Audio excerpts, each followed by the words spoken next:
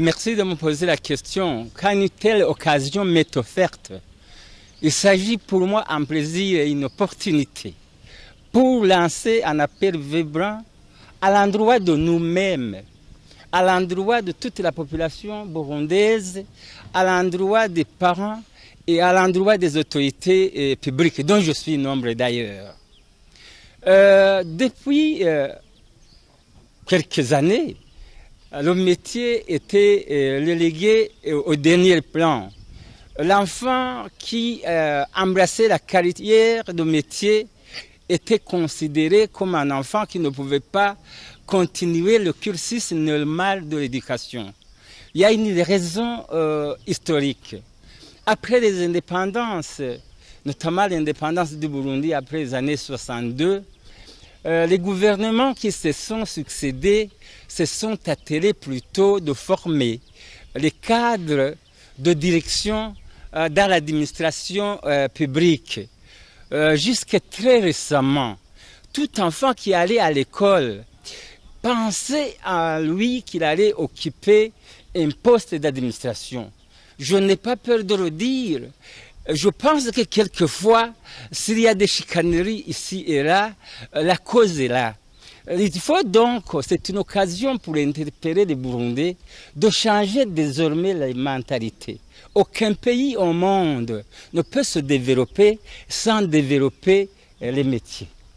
Oui, justement, la société Blarodi vient de lancer un projet de transformation des produits qu'ils allaient jeter en produits de bonne qualité. Quelle est votre appréciation et qu'est-ce que vous allez comme appel à lancer à d'autres sociétés? C'est une occasion pour nous et pour le gouvernement de remercier la société Blarodi pour avoir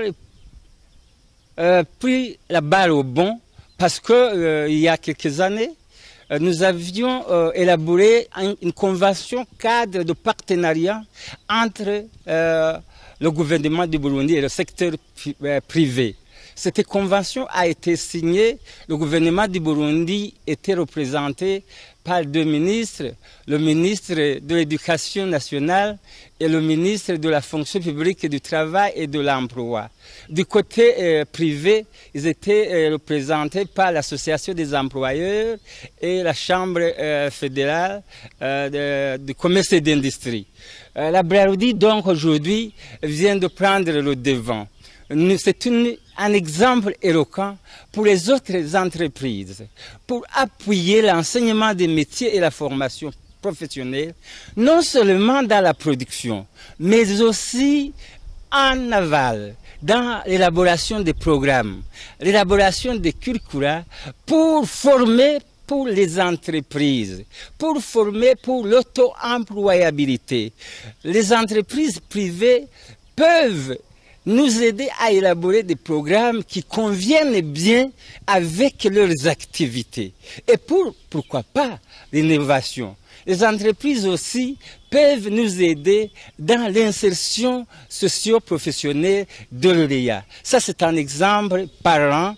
Nous constatons que les artisans, ceux qui ont appris les métiers, peuvent faire de bonnes choses à partir des objets de récupération. Ce qu'on appelait jadis des déchets peuvent servir de quelque chose que les autres entreprises, dans leur domaine d'activité, puissent prendre cet exemple qui ne considèrent pas les robots comme des déchets. Ils peuvent être transformés. Il suffit de creuser les méninges, comme le disent les Anglais, we just use our mind. Votre nom encore? Je m'appelle Gahamadi Dieudonné, directeur du département de l'enseignement des métiers et de la formation professionnelle. Et je suis ici en tant que délégué du ministre de l'Éducation, de l'enseignement, de la formation technique et professionnelle. Au revoir, monsieur.